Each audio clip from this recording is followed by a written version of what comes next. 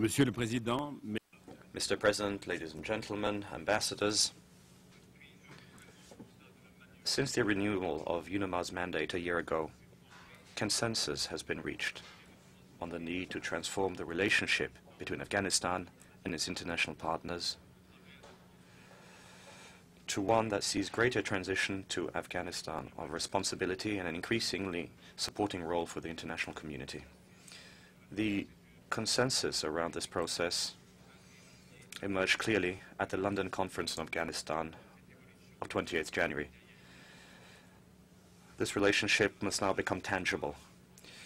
Concrete steps must be taken by the international community to enable Afghans to be fully in charge of and lead processes while providing the capacity building and support required for Afghan institutions to take on this role, including in civilian areas. At the same time, the Afghan government must concretely demonstrate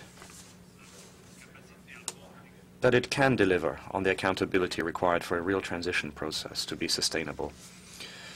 We have just learned with satisfaction this morning that President Karzai signed a decree which granted additional powers to the office in charge of fighting corruption, the High Office for Oversight and Anti-Corruption. This, of course, is a most positive development. As also noted in the Secretary General's report presented to this Council, during the intensification of the military surge, we are facing a very heavy schedule, which includes National Assembly elections in September, the peace jirga announced by President Karzai in just over a month, and of course the Kabul conference. There is a risk that this transition, which we have collectively agreed as the foundation for our political and security strategy in Afghanistan, could be overtaken by such events. We must therefore remain vigilant to ensure that the Afghanization concept turn from the slogan it has been thus far to a more concrete step, including the Kabul conference, which must formally mark the concrete and systemic beginning of that process, most importantly in the civilian and political spheres. The United Nations, and UNAMA in particular, supporting their Afghan counterparts in their preparations for this conference. They must lead in developing the events agenda. We would encourage the early formal appointment of lead ministries in these preparations to enable all actors to work with a single counterpart. The London Conference has set a strategic path, one that is clear in reaffirming the international community's long-term commitment to support Afghanistan, and also reiterates quite clearly its determination to move towards greater Afghan leadership. We must follow this path in a committed way, as we are possibly at the height of international engagement and commitment in Afghanistan with a government that is genuinely eager to be in charge of its future. To ignore such a strategy could, of course, lead to failure in our common efforts. This simply cannot be an option. President, on 6 March, President Karzai formally requested the Secretary General for the United Nations to provide technical and logistical support and to help mobilize donor funding for the National Assembly elections, scheduled for September this year. In conformity with this request, and if we are mandated to do so, the United Nations and UNAMA stand ready to play a role alongside Afghan electoral institutions and other international partners in supporting the electoral process by providing technical assistance, coordinating other international actors, supporting the process, and channeling donors' funds. If transition to Afghan responsibility is to be reflected in this electoral process, it should be clear that the Independent Election Commission and Electoral Complaints Commission are responsible for ensuring in transparency, integrity, and should perform their mandates effectively, impartially, and with the confidence of all Afghan stakeholders. We stand ready to work along with others, with the Afghan electoral institution and the Afghan government towards this end. In this respect, and with reference to the 15 March announcement by President Karzai's office that 2 internationals will be part of the ECC, President Karzai has informed the Special Representative, Mr. de Mistura, during their first meeting, that he would like the United Nations to nominate such international members. This is, of course, a positive development too. The upcoming National Assembly elections can be another milestone in highlighting the primacy of constitutional imperative in leading Afghanistan's future, as well as our agreed common strategy of transitioning to increased Afghan ownership and leadership. On the basis of the commitment on electoral reform agreed with the Afghan government at the London conference, we need to collectively support the government in progressing on this reform agenda for these and future elections. Our focus must not narrowly be on these elections only, but rather on longer-term reform. At the same time, we must be wary of sidelining all our items on the political agenda and allowing the election to absorb all or most of the energy and resources of international and Afghan actors alike. On the development side, for example, we must not lose sight of the country's need to ensure that our common efforts are coordinated and in support of the priorities, the Afghan priorities, that we have long agreed with. Some progress has been made, and it has been cited before, but sizable part of Afghan territory and large segment of the population are still underserved. Projects are still carried out that are unsustainable or duplicate what is already being done by others, and most worryingly, others are still doing what Afghans could be doing. We welcome very much the appointment of the new NATO senior civilian representative and the new European Union High Representative in Afghanistan.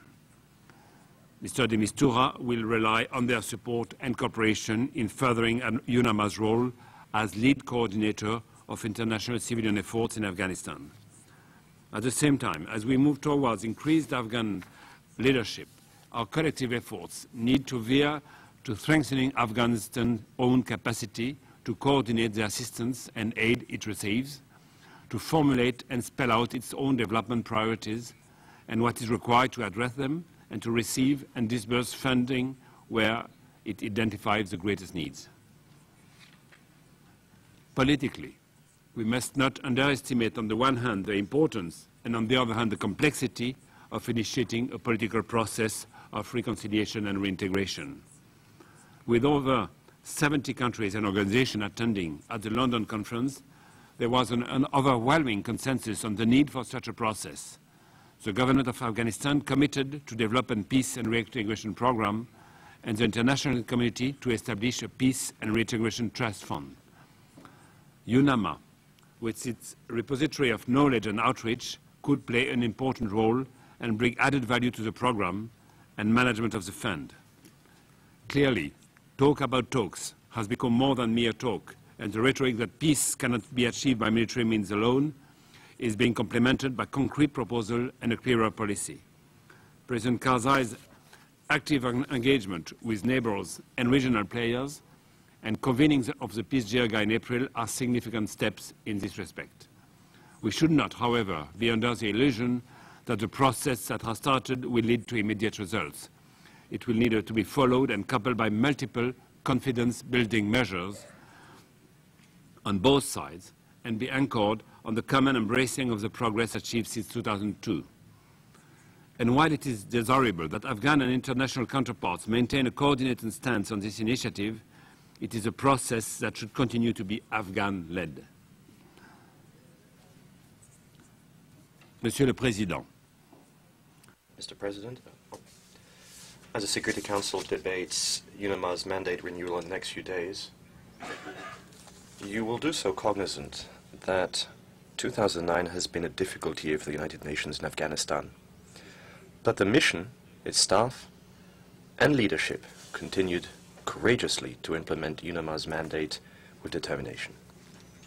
Following the tragic attack against the Baghdad guest house in October, part of the staff had to be relocated as a result of the scarcity in secure accommodation office space. This notwithstanding, UNAMA, as you well know, opened 2 additional field presences in 2009. And thanks to the mission's assiduous work in constructing new accommodation and strengthening existing premises, all staff initially relocated has been redeployed to Afghanistan by the middle of March. With support from headquarters through a combination of delegation of authority and exceptional temporary measures, UNAMA is working to reduce the vacancy rate, which increased because of the new posts in this year's budget, but also due to changes in the human resources system and recruitment procedures. So we should be able to bring this beneath 30% by this summer. It is foreseen that it will decrease further by year-end. To ensure no leadership gaps at such a critical stage in the country and for the mission, the RSG, the Mistura, promptly deployed to Kabul on 13th March. He has initiated a series of fruitful discussions with President Karzai. It seemed to us important that she come to Kabul as rapidly as possible. Her discussions were also initiated with members of the government, other Afghan stakeholders, and the international community, while also setting the path and possible priorities for the organization's efforts in Afghanistan in the short and medium term in accordance with the mandate with which it has been entrusted. We expect that the SRSG will enjoy your strong support in exercising the authority in coordinating, through his deputy and resident coordinating humanitarian coordinator, all activities of the United Nations agencies, funds, and programs in Afghanistan. As you well know, a new deputy SRSG for political affairs has also been appointed. I'm referring to Mr. Kobler, who will be deploying to UNAMA in early April. Headquarters and UNAMA's leadership and all staff will continue to work jointly to ensure effective mandate implementation for a strong UNAMA.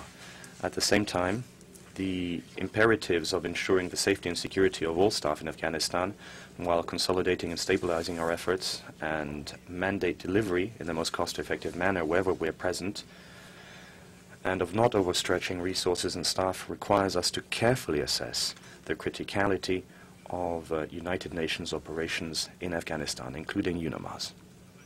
The work of UNAMA as an integrated mission, and that of all United Nations agencies, funds, and programs must continue, stay the course, and be reinvigorated wherever necessary. But it must be done in a manner that ensures that the programs and personnel in the country are working on the highest priority functions.